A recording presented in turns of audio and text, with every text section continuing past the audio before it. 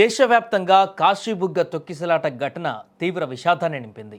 దైవ దర్శనం కోసం, శాంతి కోసం, జీవితంలో మంచి కోసం వచ్చిన 9 మంది భక్తులు శాశ్వతంగా తిరిగి రాని లోకాలకు వెళ్ళిపోయారు.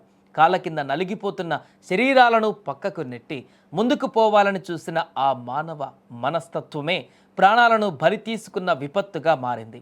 కాశీబుగ్గలో జరిగిన ఈ దురదృష్టకర సంఘటన పైన రాష్ట్ర మంత్రి నారా లోకేష్ తీవ్ర భావోద్వేగానికి లోనయ్యారు.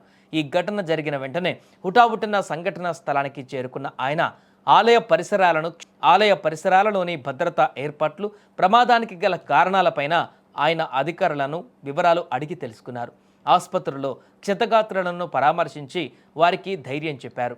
ఈ ఘటనలో ఆస్తి నష్టంతో పాటుగా ప్రాణ నష్టం జరగడం పైన ఆయన తీవ్ర ఆవేదన వ్యక్తం చేశారు. ప్రభుత్వం తరపున ప్రతి కుటుంబానికి 15 లక్షల చొప్పున పరిహారం ప్రకటించారు. అలాగే గాయపడిన వారికి 3 లక్షల చొప్పున సహాయం చేస్తామన్నారు.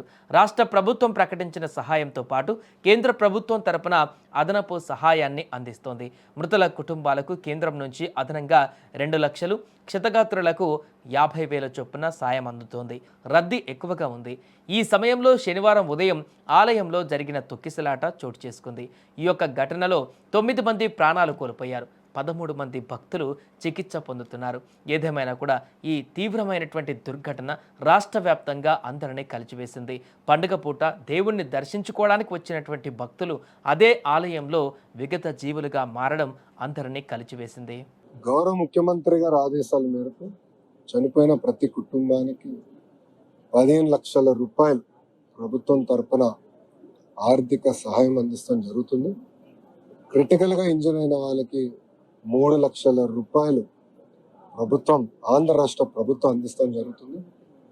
ఈ ఘటన జరిగిన వెంటనే ప్రధానమంత్రి కార్యాలయం కూడా వివరాలు తెలియజేస్తాం జరిగింది. వాళ్ళు కూడా ఫోన్ చేసి ఏం జరిగింది, ఎలా జరిగింది అని కనుక్కుంటాం జరిగింది.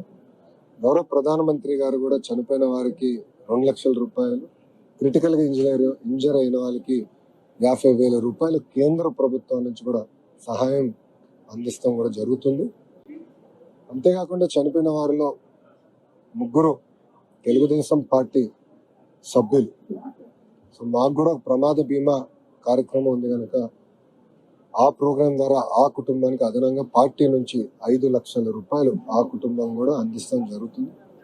ఈ గుడి ఒక భక్తుడు ప్రజల కోసం భూమి కానివ్వండి, గుడికి ఖర్చే ప్రతి రూపాయి, పాండా గారు అన్న పెద్దాయన, సుమారుగా 94 సంవత్సరాల వయసు కలిగిన పెద్దాయన, భక్తుల కోసం వెంకటేశ్వర స్వామి గుడి ఉండాలి, ప్రజల కోసం అందుబాటులో తీసుకురావాలని కట్టారు.